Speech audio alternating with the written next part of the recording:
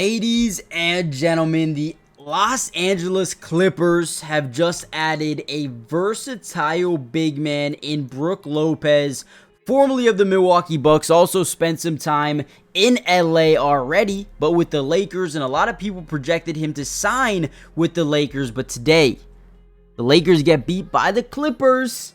Not only did they bring back, or still have, Big Zoo, you draft Yannick, right? The big 7-footer out of Penn State. But now add Brook Lopez. I mean, this team is starting to look really dangerous here. And I love Brook Lopez because of his ability to shoot that three ball, spread the floor alongside James Harden and Kawhi Leonard with Norman Powell. I mean, this team is dangerous. And the number one thing I love about him is now you have a stretch big who sets really good screens. And watch this. Like, as you come off this thing, usually teams will overcommit to getting over. The big will rotate, which leaves him either open for three or the ability to drive into the lane as well. He's got good range from the field. As he gets his ball over the head pass, he stops on a dime, push floater, gets it to go. And in this video, I wanted to break down why I believe this pickup here of Brook Lopez, even though he's getting up there in age, is still a very good pickup. And he might not be asked to be a day one starter.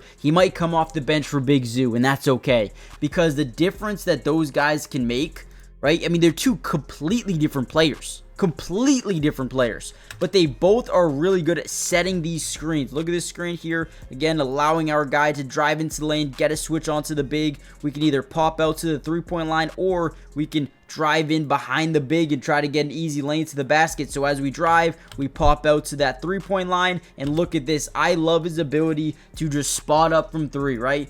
Doesn't care about a closeout at all. Drains a big time three. Love it. I love this pickup here. Again, when you talk about who they have on roster right now, dude, this looks perfect.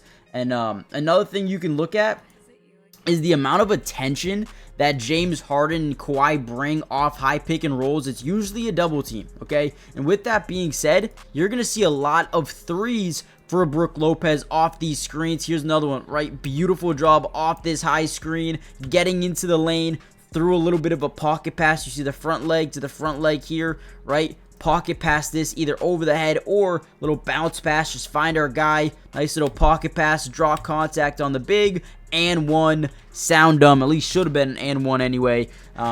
Man, if you're a Clippers fan, get excited. Let me know in the comments down below a letter grade for this signing. I'm going to go ahead and give it an A-. I think this is great.